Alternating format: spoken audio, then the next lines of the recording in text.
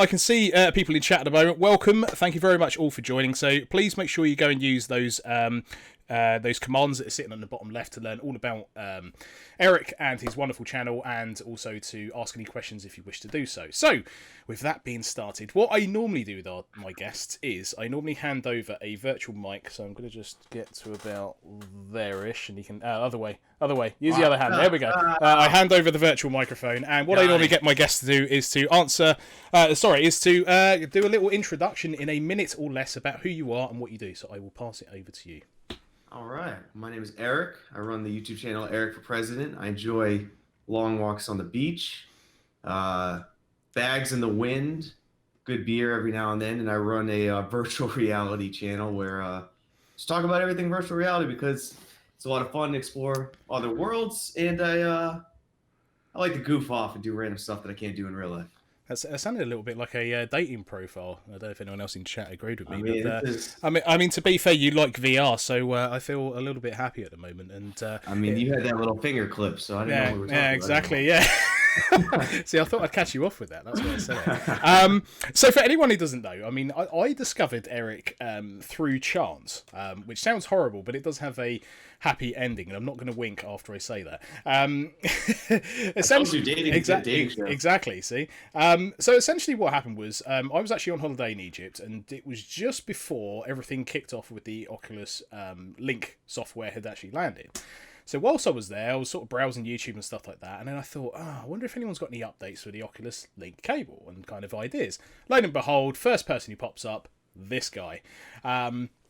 And I absolutely loved everything about the videos. They were very concise, exactly what I wanted, and it had all the links and all the relevant stuff. And from that moment, insta-subscribe, insta-bell hit, and I thought, right, this is the guy that I need for VR news. And honestly, Eric is fantastic at what he does, and I love his channel. He's brilliant in the community of VR. And if please go and subscribe, because if he gets my vote, you should get your vote as well. So there we go. Yeah. See, promotions. This is what it's about. So what I normally do with my guests is I normally do a little bit of a deep dive on their channel, and I've done a little bit of research. Nothing too personal. Don't worry. Don't panic. Don't panic. So looking at your YouTube channel, you started it about 1 year and 8 months ago, which is fascinating considering the high level of your content at the moment. So what was the thought process when Eric for President was founded? And I guess the other question is, where did the name come from? Dude, there's no thought process. That will answer everything. Good answer. I didn't know what I was doing. I mean, you look at my first video, it was like a rage gameplay. I had never filmed anything before, never recorded, never made a thumbnail in my life. I can't draw a stick figure. Like, I just wanted to do it. It was fun. And I met some really, really nice people on a Discord at one point that just wanted to chill, talk, and play games, and it just kind of blossomed from there. But the name, I just thought was funny. I just thought it was really funny. I think at the time, I was at work and someone was having a political argument, because political arguments are never divisive ever. And I just all right, Eric for President. That's the channel name. Cool. Well, that's pretty to the point. I was expecting something really cool and elaborate, but to be honest, that does the job. So I'm kind of happy with that. Good job. So starting the YouTube channel, what was the kind of the reason for you starting it? What was the thing that made you pull the trigger and upload your first video? Which, can you remember what your first video is? Because I actually had a quick look. Oh yeah, I remember that video by far. That was that rage gameplay for I don't know what game it was. It was some kind of like stick figure game that was really overly difficult. I don't know why I chose that game, but yeah, that was definitely my first video, and that's an embarrassing video. I highly recommend everyone go and watch it, is all I'm going to say, because if you look at Eric's first video to like now, the leap in production values is just like exponentially grown. So it was hilarious to see that. It really was just a fun hobby at times, just learning how to do stuff. Like even the initial, I don't know how long it was, but probably the first, up until I was on camera talking just directly to the camera, I think every one of those gameplay videos was filmed by iPhone. So it was just a lot of fun learning how to do it on my iPhone, where I could only film. I filmed it in 4K on an iPhone, so I could only film 10 minutes at a time. And I was recording for 1 hour and 20 to get 10 minutes of gameplay. So you can imagine the learning that you learn very quick when having to do stuff like that. Do you know what It was not fun. it's fascinating you saying that, because I spoke with another guest in my last podcast, and we were actually talking about how, years ago, if you wanted to do video editing or even making video, you'd have to invest a lot of money in, a big camera and big infrastructure to edit it and stuff like that. And the fact that, your phone now can just become this thing that can, take amazing 4K footage and edit and upload directly from it is just... I'm sure if you went into the past and just dropped in like the 1900s and just went, "Hey, I can do all this with it," they'd be like, "Oh, you're a witch." But yeah, it's amazing to think that you can have all that power in something that sits in your pocket, and that's probably why YouTube has. I mean, I've not looked at the stats, but if I was to guess, I'd probably say in the last probably 10 years, if you looked at the amount of content that's been loaded, there's probably this massive spike where video quality against obviously the tech that went with it kind of peaked at the same time. So, but yeah, I mean, that's interesting to know that you used your phone. I know a few other YouTubers who actually use their phones as well. And to be honest, the quality's so good, you would never know. Ever know. You're going to do an insane amount on a budget. Like everyone, obviously, depending on the phone you have, but I had the phone, the computer that I already owned, and I think I bought the webcam I'm using right now, which I think was like $30. Right. And that was my setup. And I had no idea what I was doing. And I literally, at the time, I was in a similar job role, but I had a lot more free time. So I just spent every second of the day just Googling how the hell to do anything. Like my entire history feed was tutorial videos of everything. That's a strong history feed then. But yeah, I think we've all been there where it's been like, especially like Photoshop or video editing. It's like, how do I do? Oh yeah, that's how you do it. Oh, how do I do it? And then you suddenly build this repertoire of just stacks of bookmarks in your outlet, in your browser of just how to do things that you always go back to. I did that especially with video editing. Even though I studied video editing, stuff like keying green screens out correctly. Oh boy, the hours I took to try and get every little bit out is just, in fact, it's starting to bring back a bit of university PTSD. But you feel pretty damn good about it, don't you? Oh yeah. You feel like you accomplished something, and now you know it, and you'll never not know it. Yeah, there's that point where you've done it, and you're just like, I did it. Yep. The green is gone, and it looked awesome. But yeah, so going into kind of your VR, because I mean, I was looking through your channel, and the majority of it was kind of. Your indie games and kind of some other games, and then you kind of made this transition to VR. So, what was kind of your journey into VR? I guess as discovering it yourself. So anyone who follows my channel or like follows my Twitter feed, especially, I love anime. Like I just love it. It's a fun escape, and exactly, right back there. And every one of my videos, love it. And then you have like the anime isekai trope of going into another virtual world, and it's fun stuff. And I always watch those, and someone was like, "Hey, the headsets are getting now a little more affordable and better," and I was like, "Oh, okay." And I just picked up what was the first one? I picked up the Vive, and I remember sitting on my floor. There was like the open, like Oculus Home. I know you have a Rift, and the Quest. You have your home, and in the Vive you have your home as well. And I put on the headset. And I just sat on the floor, and it was pretty damn cool for like 30 minutes. I'm just like walking around, not even playing games. My wife or fiance at the time came in, and she did the same thing, and I fell in love with it after that. So at that point, I'm like, I'm sold. I actually haven't played a 2D or a PC game, I think, since, and it's just been all VR. That's awesome. Yeah, I mean, my discovery of it was I don't know why I kind of sit on the fence when it comes to new tech, and obviously things like the Rift came out and stuff like that, and the price point was just out of reach, I think, for me at the time. And I remember years ago, I went to a big store in London called Harrods, and they had this Oculus Rift set up, and I kind of looked and I went, "Oh, that's kind of nice," and stuff like that. And I remember that, they were like, "Oh, do you want to have a go?" And I thought, yeah, I got 10 minutes to kill, fine. I remember putting the headset on and then just seeing my hands in VR for the first time, and I was like, this is cool. And then I can't remember which game, I was playing. I was just like throwing bolts of like fire and electric, and my brother was watching me, and I can hear him behind me laughing.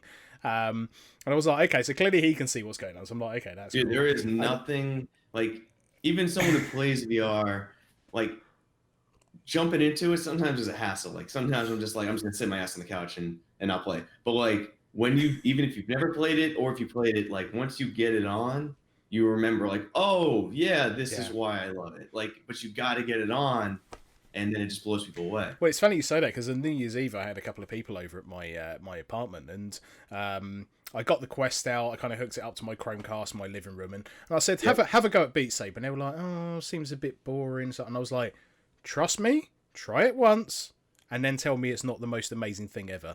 After one song, they were like, yeah, going again, going again, going again. And I was like, yeah, guys, you need to actually go home. Can I actually have my can I have my Oculus Quest back, please? Because this is getting a bit too much. Also, for anyone in chat who hasn't noticed, Crash is actually wearing my Oculus Quest because he's a bad man. So Yes. there we go. Even he's into VR. See, he's caught up with times. So going back to your channel, what made you do the transition from kind of you streaming games to you doing the news? What was kind of that flow looking like? Well, the honest answer is I got more views on one of them. I mean, I'm not gonna lie about that. But I also found I like playing. I'm a very big completionist in games. Like Asgard's Wrath, I forgot like 30 hours in already, and I think I'm on the second god because I just like exploring every nook and cranny, collecting everything, finishing everything in an area before moving forward to the most you can. And you can't do that when you're playing games on YouTube or Twitch because no one wants to watch that. No, absolutely. And as much as I do enjoy being a showman at times, I talk too much and have a lot of fun being extra. I still would like to extra. If I'm gonna play, yeah, very extra. If I'm gonna play, there's not that, you know, VR games. It's not like I have a PC game library of thousands. The VR library is a little shorter by a large degree. I don't want to spend, if I'm going to play that game, I want to play it my way since I don't have the option to do it otherwise. Sure. So that's kind of the main switch. That's a very good point, actually. And it's not something I actually thought of before, but that's a very, very good point you raised. I mean, one of the more common problems that I find with modern day gaming is that, you know, whether you buy it physical or download, if we separate it as normal gaming and VR, with normal games, you pay a very high premium, and once that game's done, that's it, right? But I often find that with VR, you can constantly go back to it, no matter how short that game is, and discover new little ways to play, little nuances. The updates that come out to the VR games almost, you know, in some cases, dramatically change the game. And from myself, obviously, I love retro as well, and that has a similar feel where, you know, okay, you're not getting updates to that retro game, but you used to pay a premium, but get a premium output where you could constantly go back and replay these things. And I find that VR has that, whereas normal gaming, kind of just, you know, besides a multiplayer thing where you may have to pay a lot more for additional other things in the game, Fortnite, you know, you may have to go back and actually spend another a cost again for the game just to enjoy it. But it also depends though on how you. I don't know, man. I'm sorry, I cut you off. No. Go ahead. Look, I come into your podcast and just become rude. No, do it, man. Do it. I don't know, like. So even though the people say VR games don't have a lot of content, like, yeah, okay, some of them really don't. I can't argue. Yeah, some of them are just one and done. Like, you're right. But even the ones that seem one and done, it's like, did you beat it or did you just play through it? Because, like, I can go play Pavlov every single night. And yeah, I know it's multiplayer, so technically the game's different. But until I go 100 kills and 0 deaths in a round, there's always something to do. You know what I mean? There's always a way in a game you could do it better, do it differently. That's why there's a lot of replayability in VR, because, like, it's your body. Like, you probably could have done something better and different. Exactly, and I guess a perfect example of that is Boneworks, right? I mean, there's so many different ways of doing levels. I mean, that game caused me to have a mind of rage and nearly throw my my Rift out the window. That aside, it is a brilliant game, and they've actually played on the fact that you have this kind of physical body. If you've not seen Boneworks, please go and have a look for it in YouTube or anywhere, or you can go and watch my stream. Cheap plug. But you actually have like a physical body, so if you look at yourself up and down, you kind of have legs, and you can see your arms and stuff, and it's a bit like having an exoskeleton. It's very weird, but you can actually like pull yourself up and maneuver yourself in like how you would in real life. And it's nice to see that kind of sandbox play where you can kind of take one example of a level of how you would do it, but finish it in a completely different way. So, again, that brings the replay value. So you're not just bought one thing and it's done. There's constant VR adds like a couple different mechanics too that you actually, well, a lot of different mechanics, but things you can't do in traditional games. So like when I play Boneworks, Blade and Sorcery, Pavlov. There's enemies all around you. Well, in a traditional gaming, unless there's a mechanic built into the game, which very rarely, what you're going to attack is what's going to be in front of you. But in VR, that's not your limit. So you can find different ways to take a corner, take someone down, and I've numerous times taken my hand, put it behind my head and shot because I knew someone was behind me. and I hear a couple pings into the body, turn around, he's dead. You can't do that in other games, and finding different ways to incorporate to realize you have 360 degrees to mess with around you. If you can do it in your body, you can do it in the game.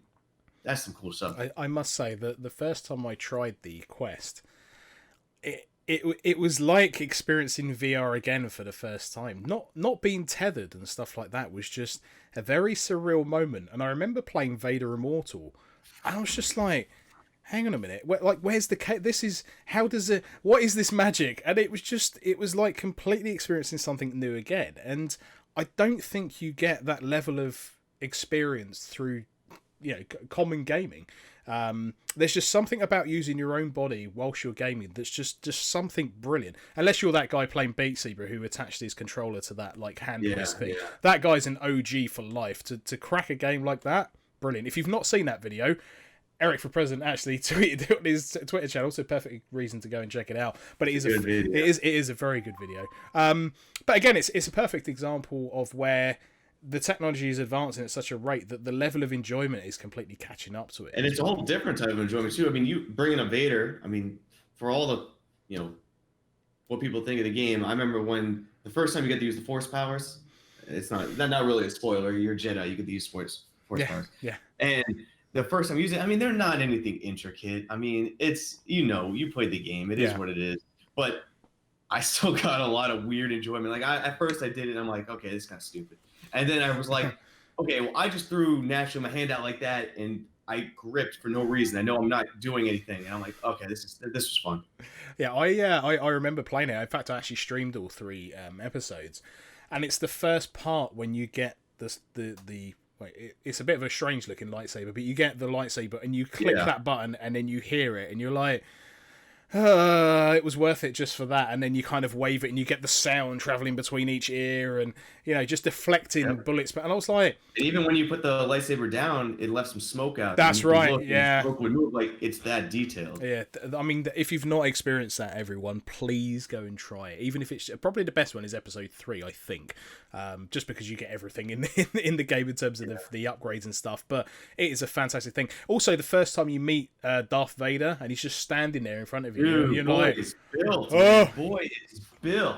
My man's been hitting that gym. He's been getting that protein shakes in as well. But yeah, it's fascinating to see that. I think it's a perfect example of where it's interactive entertainment, right? So they took the element of the film and then took the interactivity of VR and kind of crossed the two over, and it worked beautifully. Okay, as a game, it wasn't very technically detailed, but as an experience, I mean, I took my Rift around someone's house and I got them to play Vader Immortal, just the Jedi training bit.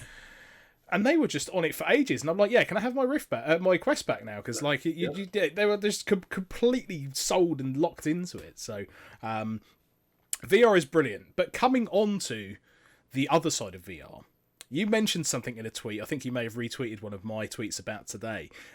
Was about the BBC article that came out not so long ago. So go on. I'm not trying to start another war between. I'm going to let you deep dive into this because I was ashamed of what the BBC had posted. I will put it like that. Yeah, but it's no different than what's posted over here. They're all the same thing. Like I said in the video, look, I am an angry man half the time, so I would attack a journalist, but I don't know. We all know what the motives are, so at one point I can't we know what the motives were. She wants to get clicks. She puts this out. What else was to be expected? Exactly. I mean, a video about how VR is an article about VR doing amazing. How many people do you think would have read that? Exactly.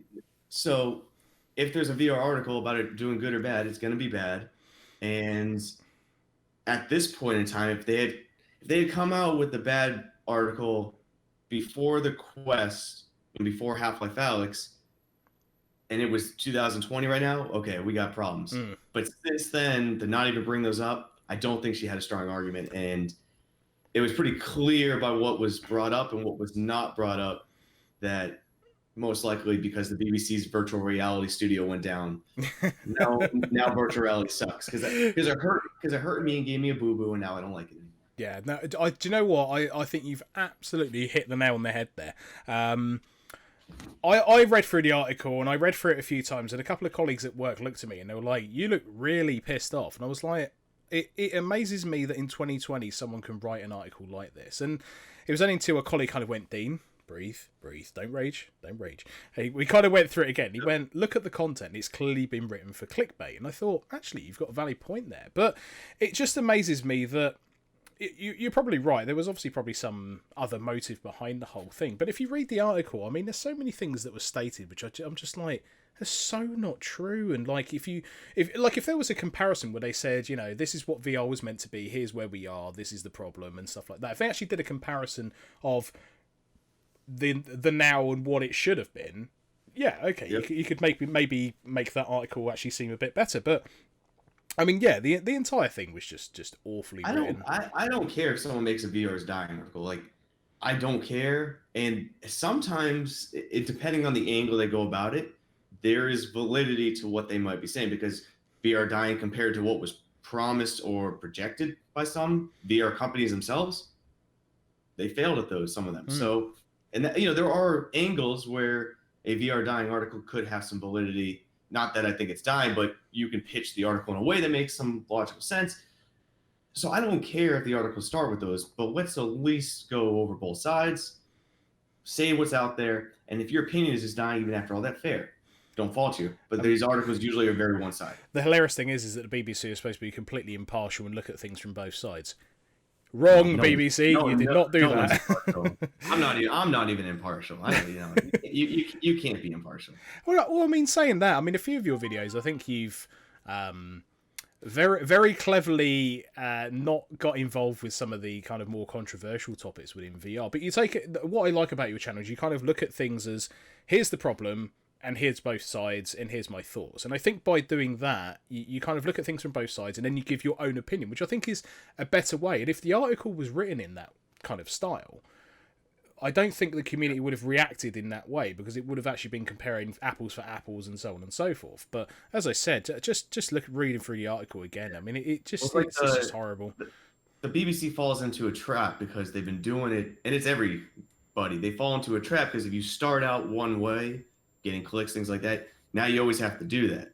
So when I started doing the news, and I'm like, okay, what's the vision here? The vision is, I don't feel like seeing a tweet about how I'm an idiot and I'm causing a ruckus and just trying to cause controversy. So let's take the topic, both sides. If I have a clickbait headline and someone took that for fact, it's not on me, that's on them in my mind. You know, it is. I expect my viewers to watch, not take the title as everything, listen, form their own opinions, and then go watch someone else's, not just mine. Yeah. That's the community I'm building.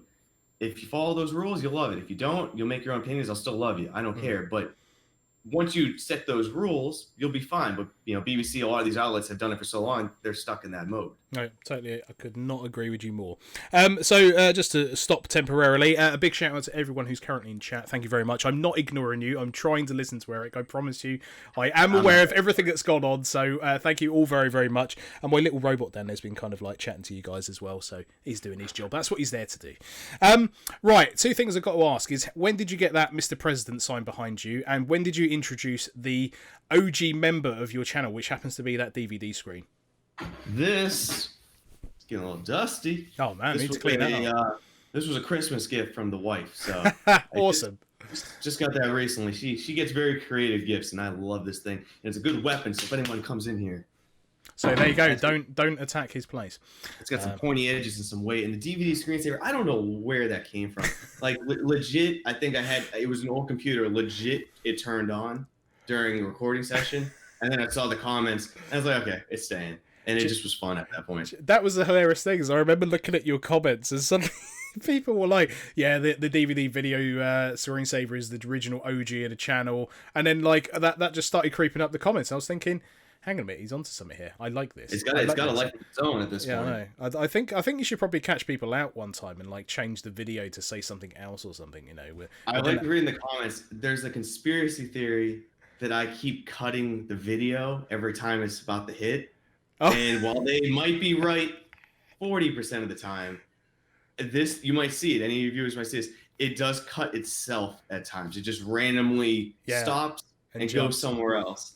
But there's a conspiracy theory that I'm purposely cutting all of them, and I might do that one day. It might happen. That would be brilliant, actually. What a way to get people triggered. That's a secret for all of us who are I'm gonna wait until it gets right there. Yeah, right there. That's a secret between all of us. So don't let that out of the bag for everyone in chat. Yeah. So here's an interesting one for you. So as you know, I am kind of split between VR and retro, and what I have done is asked you beforehand your favorite retro game, and in the background we have Ocarina of Time. Running in the background. Best game. There we go. So here we go. So in terms of your gaming memories, and I do ask my guests this as well. In terms of your gaming memories, what was your first ever gaming memory that you can remember in your head? The one that hits the hardest was when my parents got me the SNES for Christmas, because I remember ripping it open, freaking out. It came with Mega Man X at the time, which was way too hard of a game for a kid that age. You know, the Mega Man series those things are brutal. Yeah, I stay away from them. And to this day, never beat that game. But I will never forget getting that Mega Man game and playing it over and over and beating the damn eagle, beating the damn lizard, beating the damn armadillo, and getting wrecked by every other person. Do you know, it's funny. One thing that I normally talk about with my guests is that and I guess this kind of ties into it. And I mean, one of the things with retro is you're starting to see, I mean, I've gone to a few retro events myself, and you don't get the same community with standard games where people kind of huddle together in the same room and stuff like that and play like we used to, you know, huddle around a console or a PC and stuff. The strange thing is now with VR, I almost seem like that resurgence is actually starting to come back, even though it may be digitally. But, you know, things like VR chat for communities and people talking together, and even the games themselves. The online community for VR right now, I think, is probably one of the best communities out there in terms of support, helping each other out, kindness, just overall brilliant. Of course, there's a couple of edge cases, but that's in any community. It's changing. I actually brought it up in a tweet last week, I think, or a couple of weeks ago, that it's. I've been reading the comments on every channel, and it's getting much more rowdy, and not in a bad way. I'm not saying that's bad, but you can see it's a good sign. It's a sign of growth, because you're right. At the beginning, when I started, for sure, and even before that, very tight-knit community, 30, 40 people, always talking to each other, very nice. And now you're seeing the influx of way more opinions, way more comments, thoughts, which some people need to learn to handle better, but it's a good thing. More discussion, more opinions, whether you disagree or not, it's better. And I like where it's going. I couldn't agree more. Right, what I'm going to do is I'm going to consult my iPad for the first time of all time, because as I mentioned, you can actually ask myself or Eric, more Eric than myself, most of you know me, a question, and if you put !pod question, you should get a link that takes you to a Google form, and basically you can drop questions in and I can read them directly from here. So I've had a few questions, so if I may, I will now refer to those. So Oculus Quest Fun has asked, what defines success as a VR content creator to you? Oh man, jump out with a deep question. There we go, we're loading that gun quick.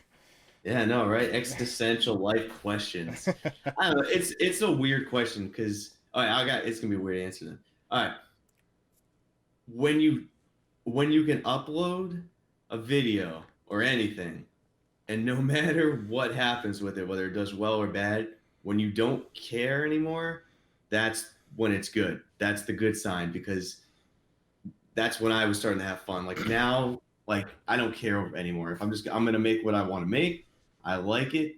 I'm doing my best to make sure it's what you guys want. But at the end of the day, if I'm happy with it and I put it up, it is what it is. However it does, I'm happy with it. But it didn't used to be like that. I used to get stressed over 24/7.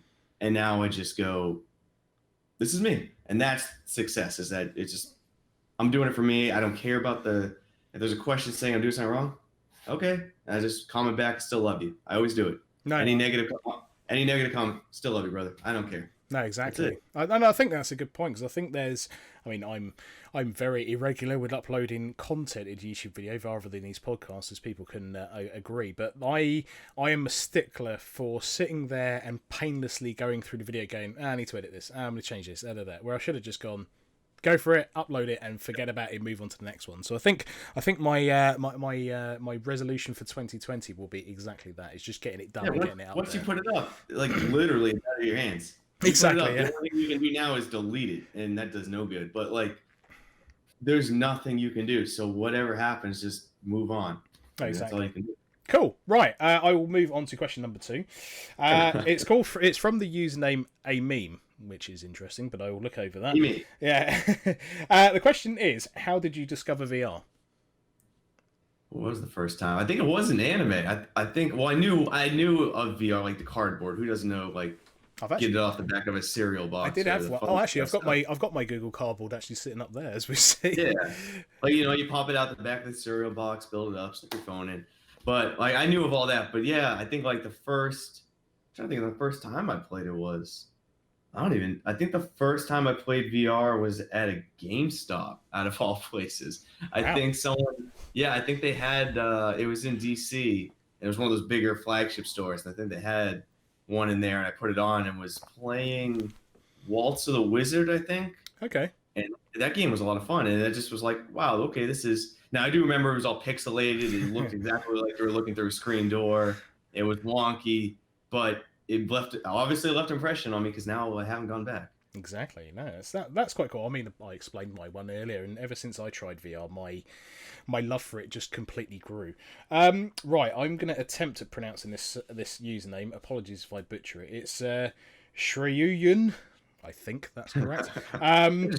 Right, this is a more in-depth one, so this may take a bit of time for you to answer. What's going on with the Oculus OS? Sorry, hang on. What's going on with the OS Oculus wants to build? ? Any updates? A first-party OS would make link and optimization (parentheses) battery and performance much better, right? Oof. Yeah, it's very technical. It's one of those questions that's like loaded, because you could answer it just straight up, but then someone's gonna want to go into Facebook as evil overlord and wants to control your entire life. Sure. It gets into those evil entity corporation. I think I don't know a super much update about it, but I'm 99% sure that the first time we see a Facebook operating system, it'll probably not be for the Quest. I think they're looking into AR glasses, and I think that's where they're going to build it. I don't think they're going to implement it on this Quest. If they have one, they might try it on the next version, but I don't think the amount they'd have to do to tweak that for everything that's already on it, as well as then, I don't know how you could have your own operating system on the Quest, but you couldn't have your own operating system on the Rift S. And that's going to cause massive problems for cross-play, cross-buy, things like that. I just don't see it happening for VR for a very long time. I think it will happen. I think they'd be fools not to do it. Like, why wouldn't you want to own it all, have less regulation on it? You control yourself more or less. But I don't think it's coming to VR. I think it's going to come to AR first. That's my guess. No, I think that's a great answer, actually. Right, the questions are starting to roll in now. This is good. Right, so Diego has asked, did you ever fear of hitting a wall or your TV when you first got your VR? Wait, we'll say that again? So it was, did you ever fear hitting a wall or your TV when you first got VR? What do you mean? Did I? I still do. Like, this shit's scary, man. I play right over there. I know no one can see it, but I play right over there. I got the camera here, my light here. I don't move those when I play. Oh man. My chaperone. But I'll say this: like, I'm always nervous about hitting something because I go into it. I'm throwing bows. I'm not taking time.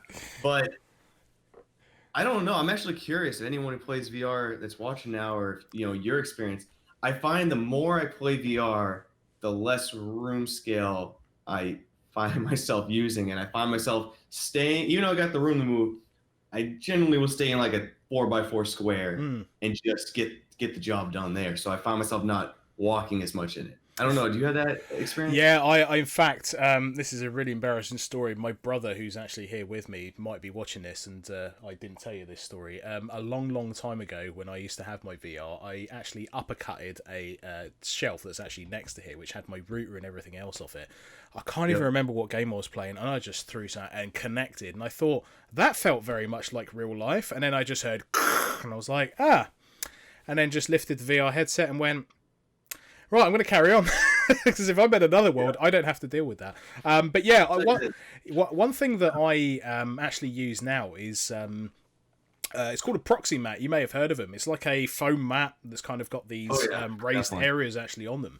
And to be honest, since I've used that, has made a massive difference with kind of knowing where I am in VR and stuff like that. And it made such a huge difference. So if anyone is interested in VR, I would highly suggest getting yourself a kind of VR mat. A proxy mat is one that's been sold that I think is pretty good. There are others available, but it makes a huge difference to just know where your surroundings are just by using your feet. But yeah, I kind of get room or distance anxiety, if you want to give it a phrasing. So yeah, definitely. That was real.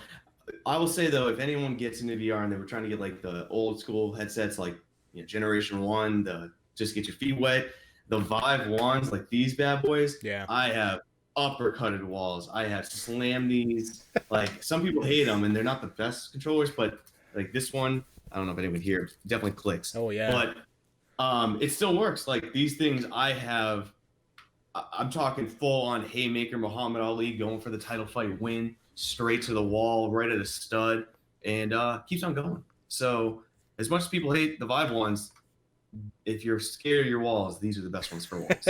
Strong and powerful. That's what I like to hear. Yes. Right, I think we've answered that convincingly. Right, someone has got this. Got Tanner. Did I just get Tanner on the camera?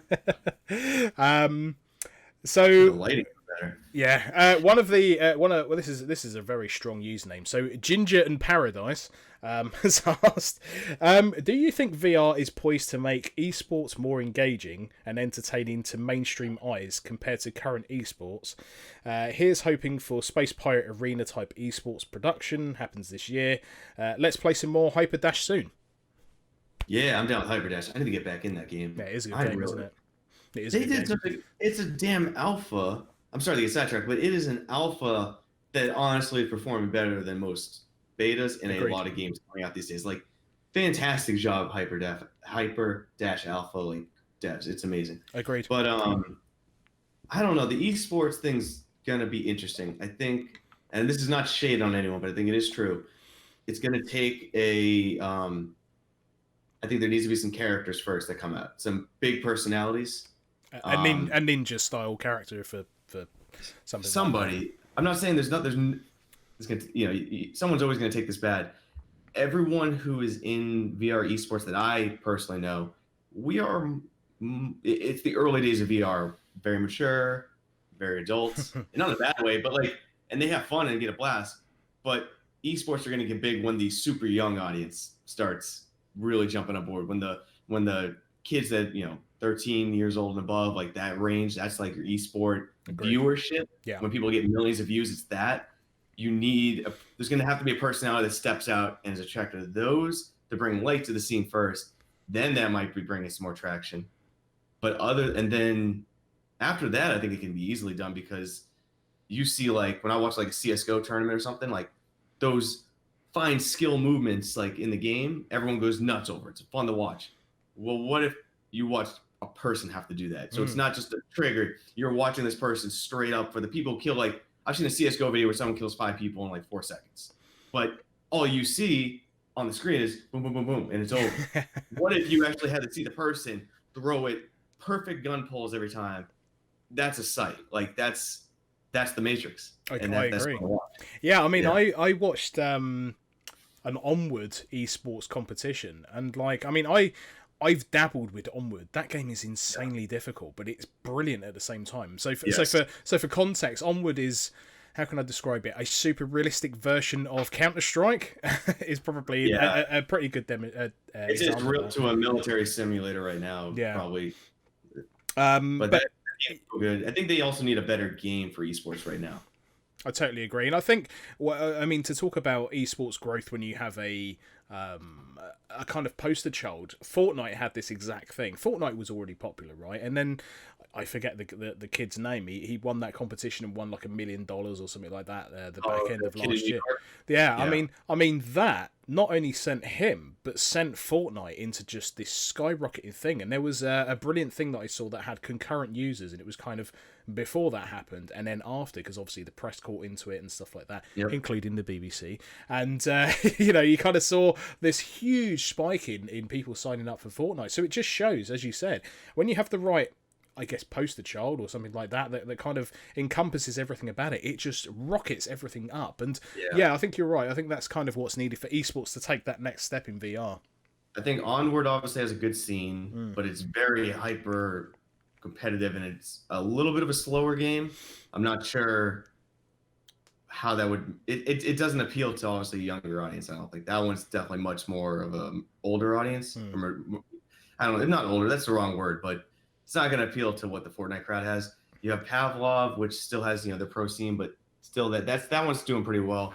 I don't know what game is needed, but something. Now, Population 1 coming this year, that could have a lot of potential. I don't know.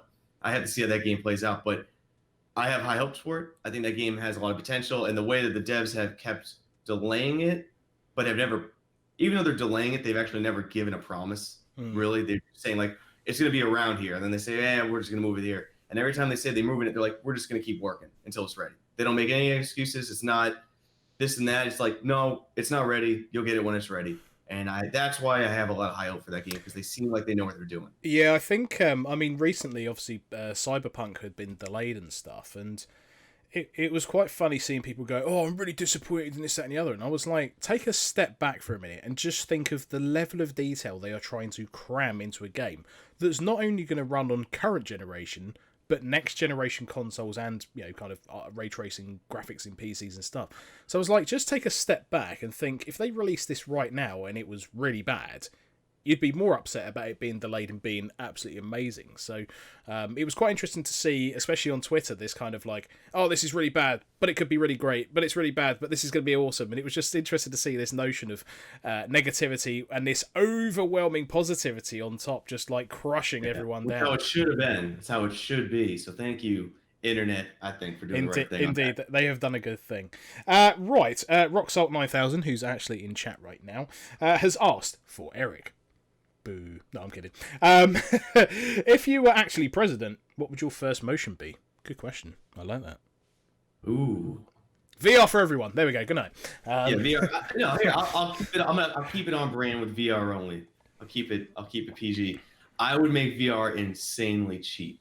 Ooh. That's what I would do, because you think about it, like, this is more of a serious answer than I normally like to joke around with, but like, you could have the smallest like room in the world. Which I have actually. Yeah, like you could have just a box. Like, you could be in Tokyo, just a box. You could have, you know, no money, no anything. Basically, just, you know, the basic needs: food, shelter, water. You know, that kind of stuff. But you able to somehow get a VR headset, literally the world opens up. You know, everything that you have no ability to have or do. Is it physical? No, but at one point, what does it matter? If it gives you the same enjoyment, it doesn't need to be physical.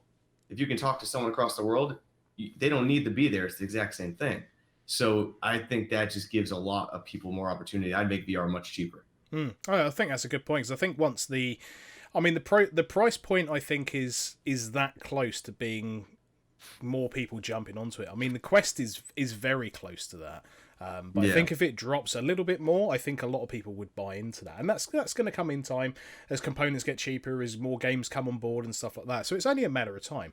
But I think you raise a very good point, because that thing there is not just a gaming device. It's an overall entertainment device, right? And and again, I had a couple of people over, as I said, on New Year's Eve, and not only did they play Beat Saber forever, I kind of showed them big screen, and for anyone who hasn't experienced big screen, it's a bit like going into a virtual cinema where you can actually sit in your own seat and there's other real people sitting next to you.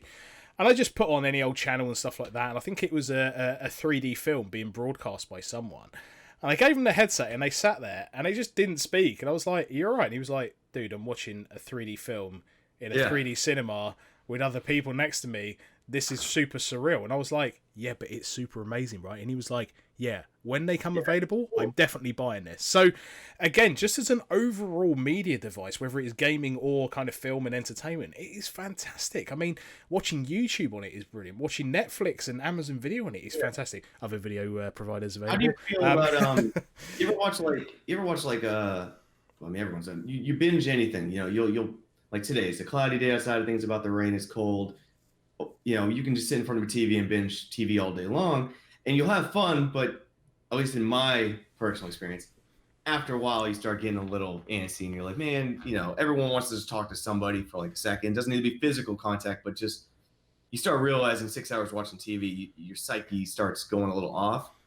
And then one day, there's a Discord group or a group called the VR Anime Society, and they just schedule anime viewing in big screen. And they invited me to go watch Akira, and I've seen that movie a billion times. So I was like, all right, let's go watch it with you guys. We didn't, you know, we talked before the movie started in the theater. Then the movie played, and it's an hour and 45 minutes, 2 hours, whatever it is. Didn't really say a word during the movie, and then I said bye afterwards, but I felt good. Like it still felt like I was around people. Like I felt like I just went to the movie theater with a bunch of friends. We didn't have to talk because we're just all enjoying the movie, but I felt human presence, and it made me feel pretty good that day. Just being around people, even though I was just in my room. There were 2 people from Denmark in there. I remember them because they were cool as hell. A couple people from USA. There was someone from Australia.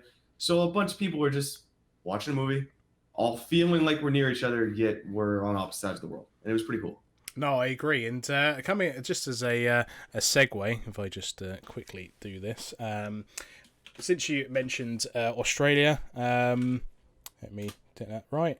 I think that's right. No, it's not. Maybe it's wildfires. Hang on a bit. Hang on. I can't even type. Hang on.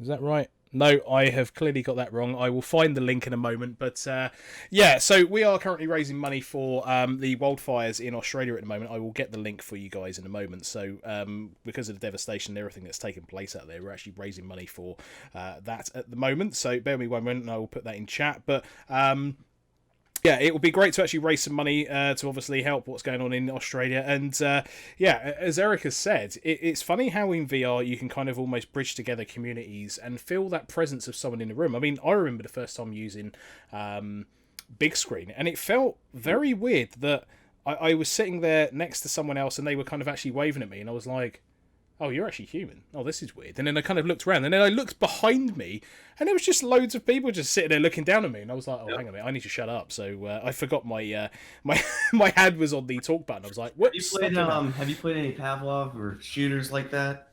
Pavlov, yes, I have. So I've played, as I said, I played Onward, and that scared me to the point of how accurate that game is. So like I remember going to the shooting ground, and you know, you kind of tried the different weapons, and I was like, oh, how does this work? So I like emptied a clip, and I was like, oh, click, oh, okay, so that's the mag that's come out, click that in, I actually have to do what you have to do in real life. I'm like, hang on a minute, this is too realistic. But the bit that scared me the most was when I picked up a sniper rifle with a bipod on it, put the bipod down, and then realised that I actually needed to bend down to get right in line of sight. And if you don't look straight down that scope properly, you kind of get all the mirroring, and it doesn't quite look right. So you have to look absolutely spot on down that sight. And I was like, this is insanely accurate. And the fact that you've got a radio, and if people walk out of distance where they can hear your voice, you have to use the radio. And I was like, hang on a minute.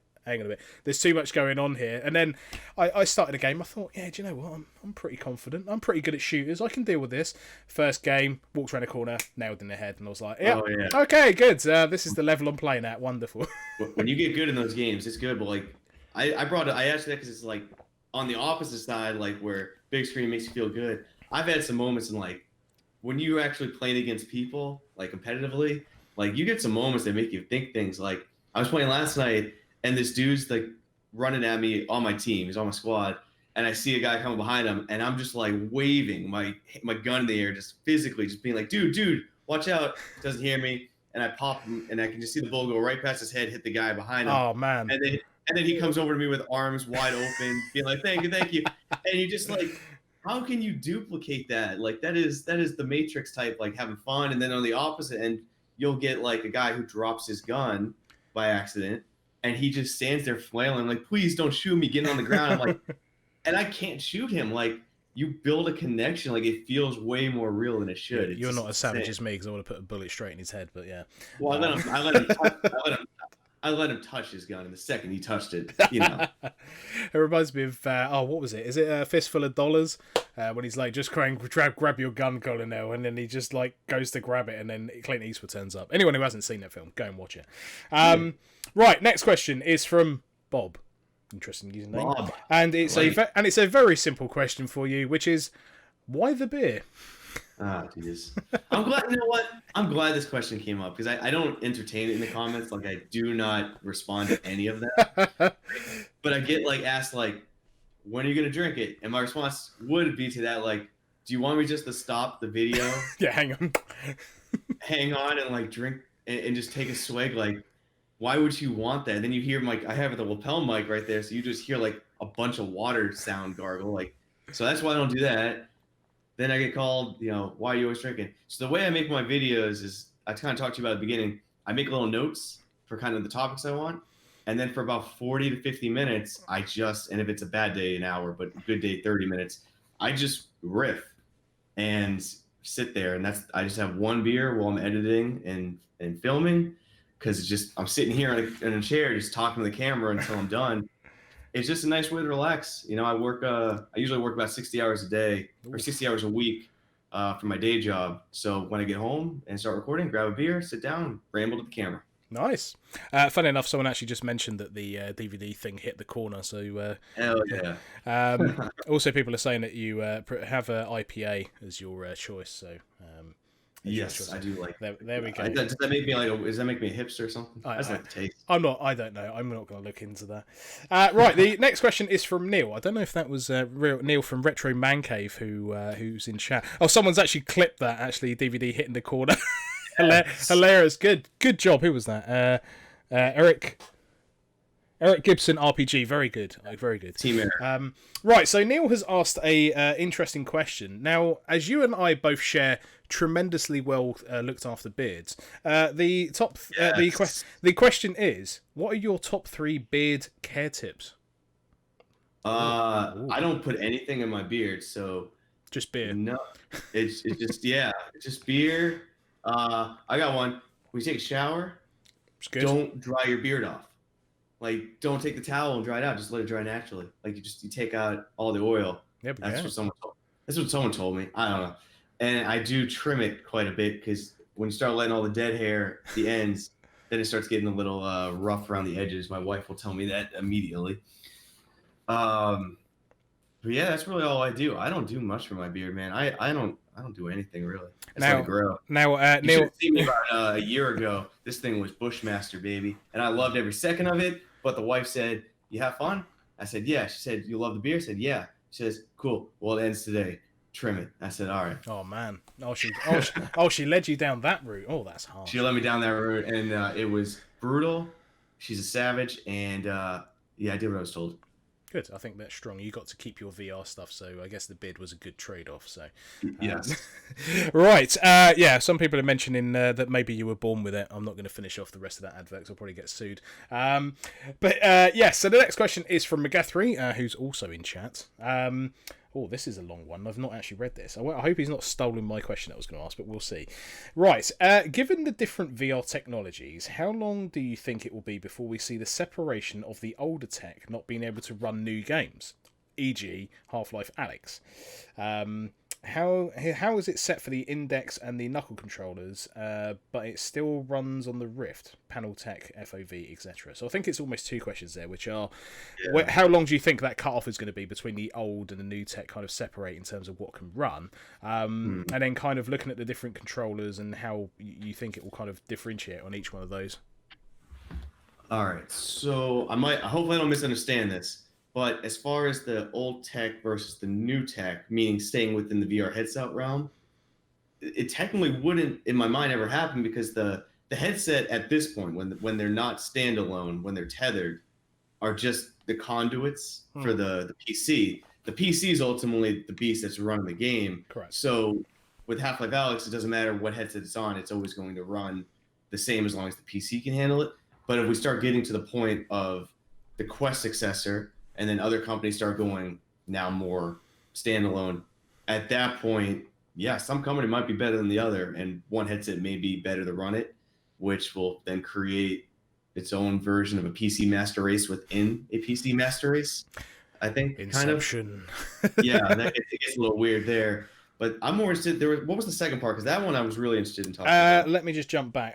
So the second part was how is the controllers? is it set for the index and the knuckle controllers, but still able to run on the Rift? So panel tech, FOV, etc.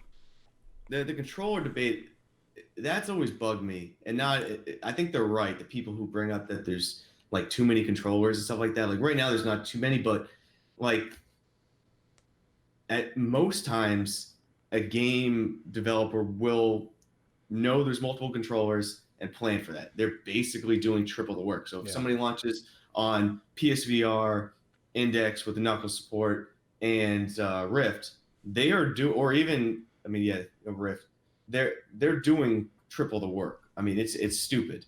And most of the time, these companies will, if they do triple the work, usually one of them is not as good as the others. Usually the Index controllers. And some of them don't even have index support, and most of the time the community fixes it for them, like 99% of the time. Like when I got the index controllers and jumped into Pavlov, it was not great. You had to, now in Pavlov with these, I don't need to press very hard. Like I'm just resting. This feels natural. This feels good. I'm holding my gun. Back in the day though, if there was any subtle tension let go, you dropped your gun. So I had the grip and rip, and it was getting forearm work every time. It was arm day. Yeah, it was arm day every day when I was playing VR. But I would like to see, I mean, my vision, there's too many barriers. It costs a lot of money to make a game. Like the developers have a hard task. I would like to see controllers in the future start becoming more standard. I don't, pick a trackpad or pick a thumbstick. Pick a button, pick a trigger. I don't know, but make it so the developers can just make it work for everything, because the more different controllers are, you're individual, you have your own IP now, you have your own product, but you're not making it easier for anybody, and there's just so much variation. It'd be nice to see something standard. I mean, I guess I'm just thinking about this from, I don't know. And then you got hand tracking. Yeah, exactly. That's exactly what I was coming to. Super far away to me. I don't think that's. Yeah, I mean, I've played around with the hand tracking on that thing, and don't get me wrong, it's impressive to think it's even that soon into its life that we actually have hand tracking. But I guess the long-term thing would be hand tracking, to kind of remove the controller element of it and then just use your hands. But I guess in some degree, you obviously lose the haptic feedback, the physical buttons and things like that. So it's going to be a lot. Like, agreed. With the index controllers, again, when they first came out, Pavlov, it was not optimized, and every now and then I'd pull the trigger on an automatic weapon, and I'd feel the haptic, and then for some reason, for a second or two, disappear and come back, and it is off-putting, and it doesn't feel good. Shooting a gun with no feedback feels awful. Yeah, no, I totally agree, and that's kind of the thing I was sitting there, and I was like, well, hand tracking would work really cool if you've got a Netflix where you don't need that haptic feedback. Yep. Maybe it would add something to feel like you're clicking a button just to let you know that you've actually selected it. But yeah, for gaming, it's a difficult one, because even things like playing Beat Saber, just getting that little bit of notification that you've hit things is just it sets off a satisfaction thing in your head, and you know that you've connected. So yeah, it's a difficult one, but I think there almost needs to be a USB-C type evolution where everybody's just using the same thing. Come on, Apple, hurry up. Where everybody's unanimously using the same tech, the same button configuration, the same stick, but doing it in their own style. So I can definitely see the hand tracking being used for certain things, but I think you still need that haptic. Whether that eventual controller is actually some kind of glove or something that you wear that has haptic as well as hand tracking, I don't know. Maybe I'm kind of looking too far into the future, but that could potentially be a stopgap as well as a fix. I still think generally though, some people really love some controllers, some people really hate some. They all get the job done. I haven't had a single controller I couldn't use and didn't like. I did the Vive controllers for a year, and I actually don't mind them. I really didn't have a problem with Vive ones. I think the controllers they all work very well. need my index to stop breaking. That's about it. Yes, come on, Valve. Let's fix this for the community. Yeah. Right, we have a question that's kind of a little bit left field, so I'm going to throw this at you. All right. In your opinion, who is the best Teenage Mutant Ninja Turtle? Well, not the new ones that they just made because they look ridiculous and they're barely turtles at this point. Right. Which one are you going to pick? I'm gonna pick Raphael. Oh man, wrong choice. Right choice. That's the Raphael's the bruiser, man. He just wants to fight. He's got no responsibility other than to kick ass. Yeah, but you got never mind. I'm not going to go down this, otherwise we're going to be here all night. But yeah, you've picked the wrong one. Never mind. Right, so Neil from Retro Man Cave has asked another great question. So, do you think Microsoft are missing a trick by not including VR as a launch feature for their new Microsoft Simulator? Can a game be retrofitted to work with VR successfully? Good question. Well, yes to the second one, and that is always because the community ends up making it work for them. But yes, you can. I've seen some crazy. Someone just did The Witcher. Someone just made I mean, it looked a little clunky, but he was playing The Witcher in VR. He made it work. They just made Grand Theft Auto work. Like, people can make these games work. If Microsoft missing out, I don't know. It's kind of like the Minecraft debate. Like, everyone says Minecraft. Come to the Oculus Quest. Everyone wants it. Minecraft. It's like the top vote on everything. And they say they'll make so much money. And it's like, well, kind of. I don't know if they really will, because you look at the amount of users there are in VR. Then you have to make a game, and only a fraction of those users are going to buy it. And then you only make that much money. And time is money. So if we spend all this time to make this game, like if Xbox spends all the time to make it VR compatible, well, what could have we used those researchers for other than VR? True. If we make $1 million here and we spent 8 months, we could have made 10 million here. So would it make a lot of people happy in VR? Sure, but it would make a lot more people happy somewhere else. So that's how I think Microsoft views it, is that like Minecraft does. Yeah, we could do it, and yeah, people would buy it, but more people would buy this over here, and we'll spend our time doing that. That's kind of how I always thought it was for them. No, I think that's a good way of looking at it. I mean, in terms of games being retrofitted and made into VR, I mean, for anyone who joined my stream, I mean, I played Half-Life 1 in VR, which is something I never would have thought been possible. And in fact, you can play Half-Life 2 in VR, which, for me, I can't wait to actually try. So it just shows, with the right amount of dedication and the fantastic community that we fortunately have in VR, people are doing some insane stuff in VR. But whether it be take a game and completely rework it, or kind of shoehorn a fix into it to make it work. So, to answer your question, Neil, I am almost positively sure that someone will probably find a way of making the latest flight sim work in VR. If they don't, I will be astonished. Yeah, that one, I'm with you. I really think that one's I think it's easier probably too. That one's set up to be VR compatible. And then you got that guy working on, what's his name? It's not Nimsoni. Nimso, I think. He's working on Halo in VR. Yeah, and it looks it's coming along. Yeah, it looks insane. I remember seeing that actually. Right, VR Bug, who I mentioned earlier before we came on. What up, VR Bug? He's actually in chat. So welcome VR Bug. It's good to see you here. A great VR enthusiast. And if anyone's not watching his channel, please go and watch it. There you go. Right, so another question that's come in is from Eric Gibson RPG, who I believe is in chat. He asked, do you feel controller implementation is what is stopping AAA devs from going into the market, sales aside? No, I don't. I think it's all. I know I said sales aside, so I hate it's sales. That's all it is. I mean, you look at all the games that came out last year that were really good, but just went and died. Like I know Asgard's Wrath got a lot of love, but when's the last time you heard someone talk about Asgard's Wrath? That's true. And which I think was game of the year last year. I know everyone loves Boneworks, and Boneworks was great, but what Asgard's Wrath did, the amount you could do, the detail, the length, and some people might say it's like repetitive after a while. Like, isn't every game repetitive at some point if you keep playing? Agreed. But I thought once Asgard's Wrath out, that did something no other VR game has ever done in scope or size. Boneworks did amazing for what it brought, but like Asgard was my game of the year. But even more of a bad example or good example, Stormland. Like that game disappeared, dude. Like it came and went and no one talked about it.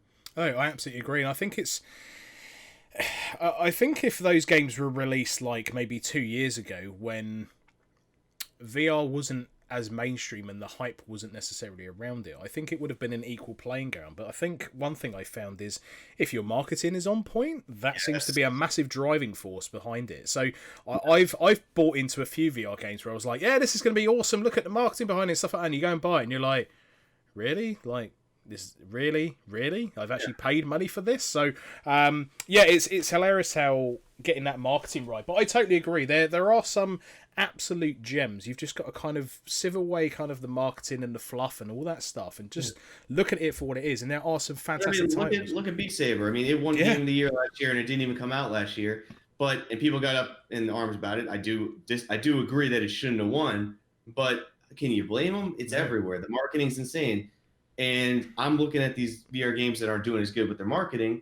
It's like, okay, if you don't have the money to spend like Facebook does, because they have endless pockets, deep pockets, utilize the community. I don't see them reaching out to creators as much as they should. I don't see them utilizing Reddit as much as they should. All these things, like, if you can't afford Facebook type marketing, you got to go the opposite way and just blast it with the community. But I don't see it. Like Asgard's Wrath, Stormland, they didn't do much. I mean, hell, even Stormland did live streams and didn't answer any questions. Like it was live streams about developing the game when everyone had for 3 months been like, when is the release date? When is the release date? Tell us. Like you're not doing it. Being an air of ambiguity in VR right now is not cool. Like you can be scarce in like other markets where you have a history, plenty of people. You can be scarce with your info and create drive that way.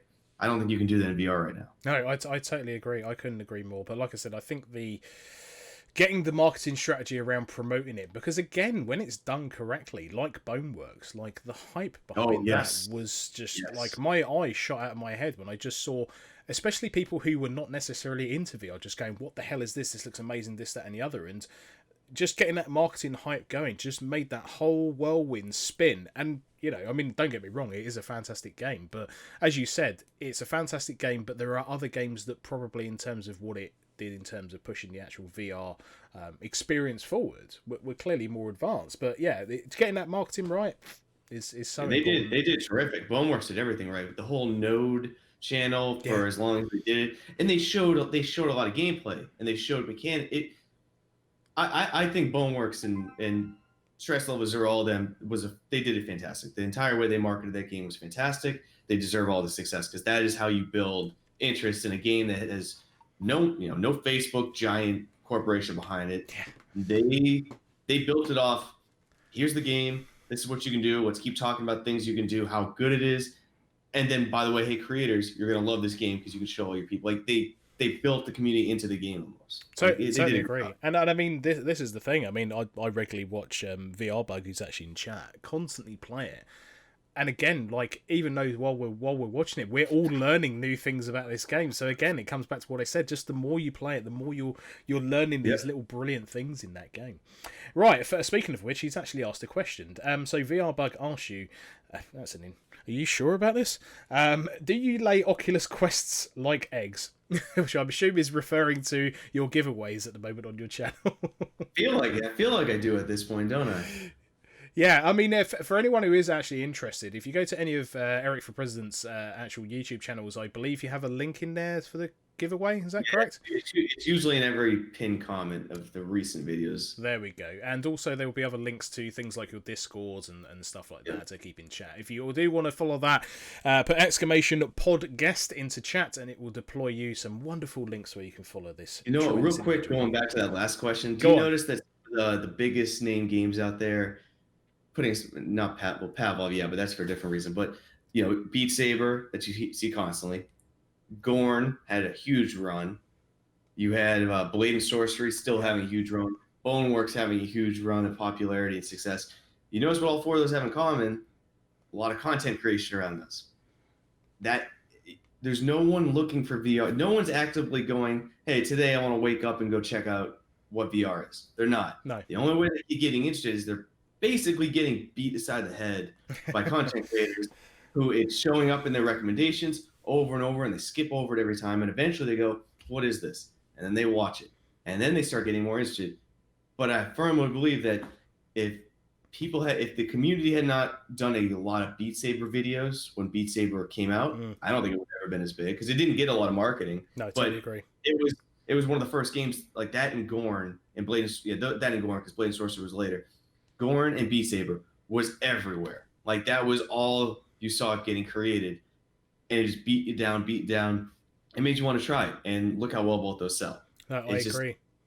You need to get the community involved. I think the mixed VR aspect of Beat Saber as well. I mean, one of my friends, Rue, who works for Liv, I mean, when he originally showed me kind of how Liv worked and kind of what was possible, I was like, the moment you put this stuff on social media, it is going to go insane. And lo and behold, like I think there was a video of someone playing a game in mixed VR and Beat Saber, and I just looked at that video and I looked at that Twitter post, and you could just see the retweets just constantly going up, and I was like, this is right.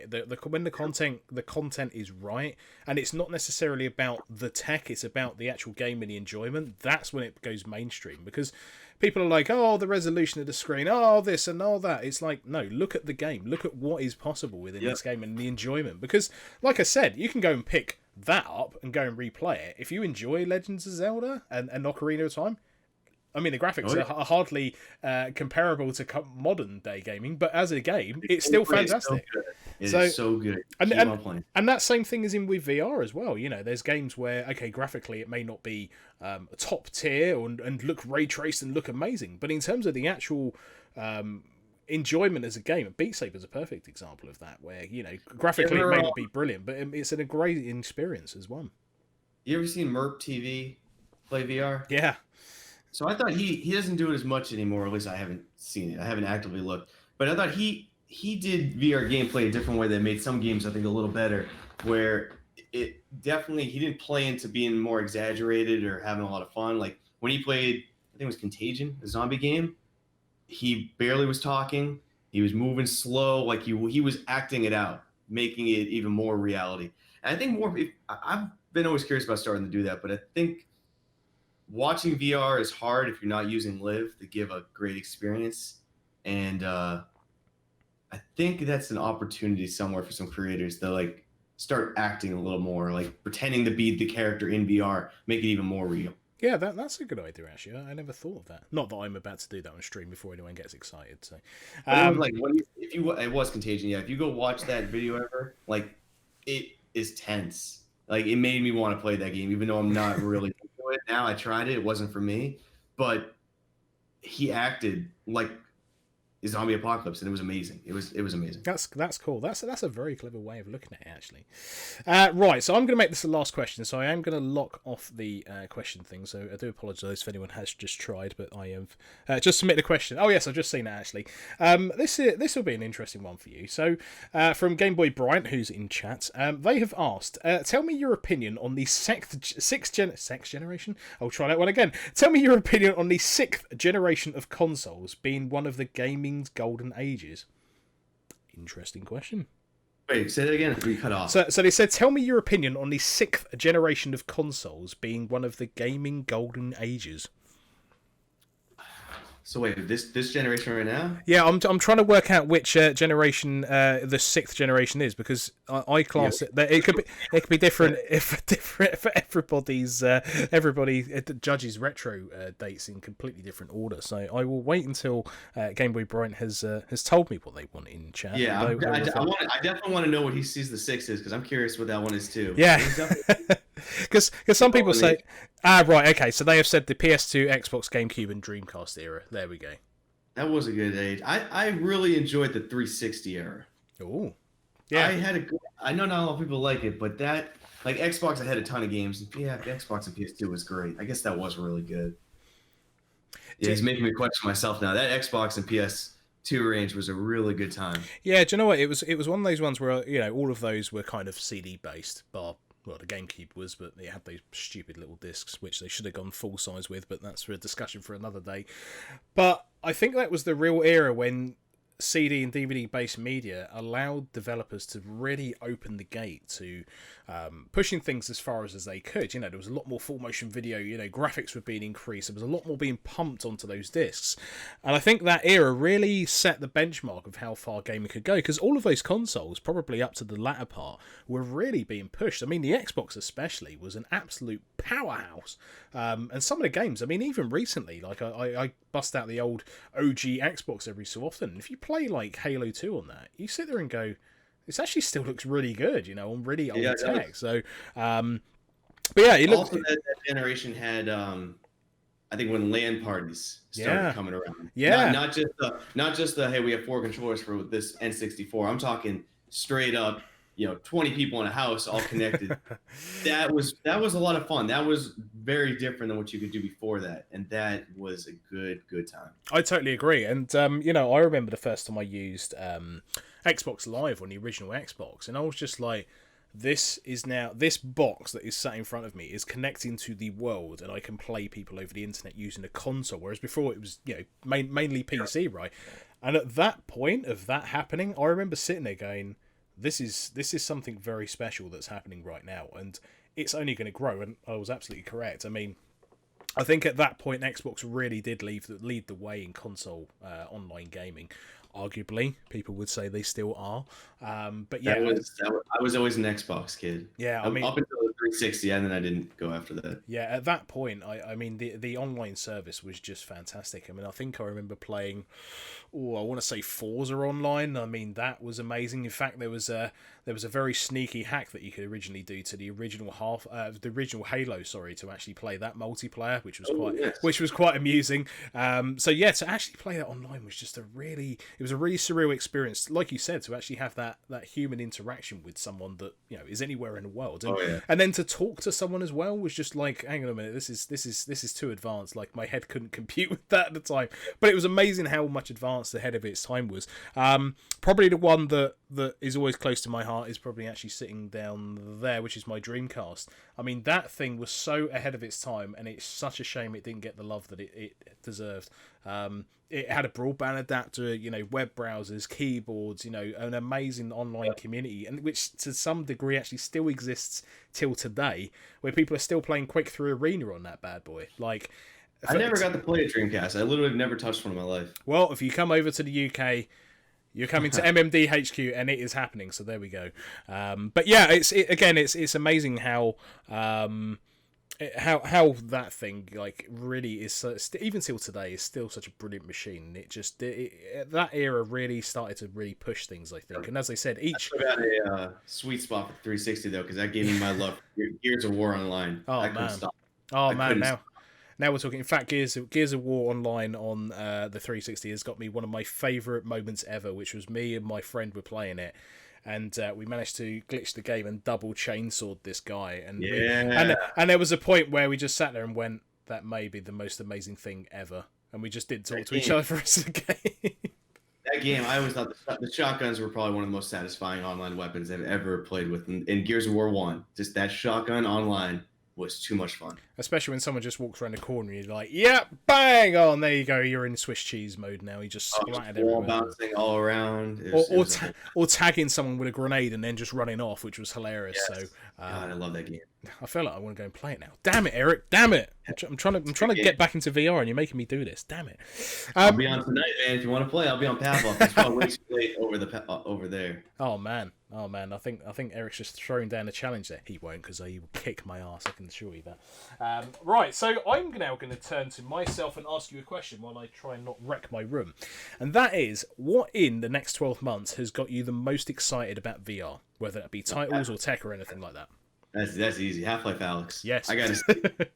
and I'm not gonna fanboy over it. Like, Half-Life, I love 1 and 2, but I am not a Half-Life like fanboy. Like, I always had fun with them, but it's not the number one title in my mind from a Valve standpoint. Like, I would have loved, like, if they had said Team Fortress 2 or Portal over Half-Life Alyx first, I would have been hyped. Like, I would love a Portal, although I don't know whose stomach can handle that right now. I was just about to say that. Yeah, but Team Fortress 2, I would die if that came in VR. I would love that. But Half-Life Alyx, it's going to be, I think, a pretty pivotal point. I'm more interested. I don't want to play it. I'm going to have a blast playing it, but I'm very interested to see how it plays out. I think it's going to say a lot. I mean, you have Walking Dead, Saints and Sinner coming out this coming week, I think. Yeah, you're right. And then that's it until Half-Life Alyx that I know that's a big name title. And Half-Life Alyx is not coming out in March. I'd put a lot of money on that. I mean, likewise. It's Valve. It's Valve. They've already canceled the one show they were supposed to do at the Game Awards. The word was that the teleportation was, or the smooth locomotion still wasn't working right. I don't think they're going to have it ready by March, which is fine. I don't care. But if that game is sold out $1,000 headset, like $1,000 headset, and the game's not even out. Only one person, 2 or 3 people have played it and talked about it. We've seen very little gameplay at all, and people are spending $1,000 on a game that just by name. Agreed. I'd like to see how that plays out, because if it crushes it, VR is golden for a while. I agree. And funny enough, I mean, at work, people were talking to me because they kind of know I'm a VR enthusiast as much. I'm probably the only one in the office who's majorly hyped. And then the moment Half-Life Alyx got announced, the Monday I walked into the office, everyone was like, so yeah, VR, talk to me about it. I'm like, oh, now you're interested. Oh, funny that, isn't it? And then we had like this, it was weird. I was like the Yoda of the office, because I was sitting in the middle going like, VR, you like, yes? And it was like, suddenly everyone was asking me all these questions about VR. So it just shows with the right title, I mean, I'm very excited about it. But to be honest, like The Walking Dead next week, I'm very excited about that. Oh, it looks good. It looks really good. The fact that I can grab a zombie's head and then just shove a knife in its neck, glorious.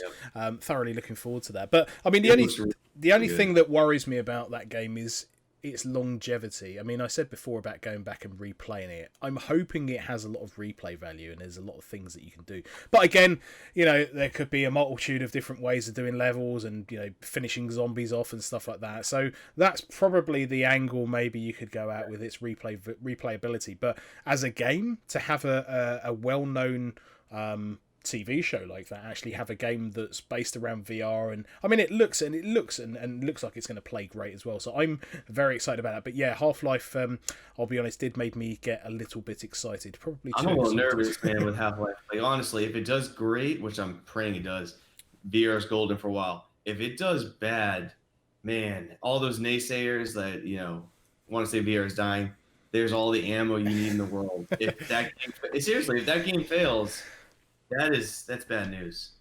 Yeah, I agree. Oh, hang on, I've just managed to pop my headset out. Hang on, give me a minute. that's a new one for my my podcast. I've never actually managed to do that ever again. Wouldn't be streaming, man, without some difficulty. No, exactly. Right? There we go. I've managed to reattach myself, so that's good. But yeah, I think you're absolutely right. I think a lot of this, I feel like a lot of weight has been ported onto this game. Whether necessarily or unnecessarily, I'm not quite sure. But I think because they haven't said, here's Half-Life Alyx, here's a 2D version, here's a VR version, or a normal version of that. I think that would have been okay, but because they've just gone exclusively VR, has just put the spotlight completely on all of us as such, as kind of advocates for VR and stuff like that. And for Valve to take that risk is huge. It's got so much risk to it. It's got to be good. You've got to beat so much expectations. Like, they say it's going to be about 8 hours, and some people are going to beat that in one session. Exactly. Say it's short, but that's not a negative. Like, an 8 hour, it's all in context. An 8 hour VR game is pretty damn good. If it's a solid 8 hours, that's amazing.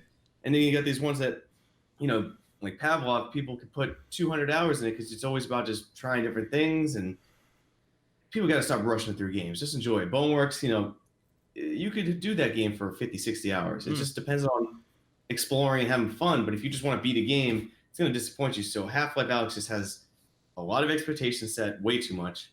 It's got a lot of people spending a lot of money to play it. Yeah. And it's got a lot of expectations from people expecting PC characteristics, like your traditional gaming characteristics, and they're going to bring that to their VR mentality, which they need the disconnect. They need to see what it is, and it's got a lot. I'm rooting for it. I will be the biggest advocate of Half-Life Alyx when it comes out. I agree, and I will be firmly behind it. And as you said, there's still that nervousness that sits in the pit of my stomach, but I really hope that from what I've seen so far, and with the likes of Valve working on it, obviously they know what they're doing in VR to some degree, and I really hope that what they're going to pour into it is going to deliver the knockout blow to finally say to people, VR's good, and here's a big stamp to put on it. Yes, I hope so too. Right, so I think I'm going to call it there. But what I'm going to do is hit that, and there is Eric's YouTube channel and his Twitter, so please go and make sure you follow it. As I said, Eric makes fantastic YouTube videos. I approve of them. He definitely approves of them. And his Twitter is a meme fest, which, if you know me, I love a good meme and VR. Yeah, he does post over things as well. But if you want the good stuff, make sure you go follow Eric there. So I will wrap it up there. For everyone who's dropped into chat, I saw lots of follows, and I think a few people subscribed and stuff like that. Thank you very, very much. It's great to be back in 2020, and I had my first international guest, ladies and gentlemen. This is a big time. This is the big time. See, we're connecting overseas. It's what we're doing. We're using the power of the internet, as we spoke about earlier. But no, Eric, thank you very, very much. I greatly appreciate you taking the time. Stay on the line, and I will talk once we get off the air. But for everyone else who joined me live, or if you're watching this on demand, thank you very, very much. All of Eric's details will be put into the description, or they're currently in chat somewhere. But yes, thank you all very, very much for joining me. MeanMachineDean signing out, and I'll let you get back to your Saturday. Thank you very much. Have a great weekend. See you later. Adios.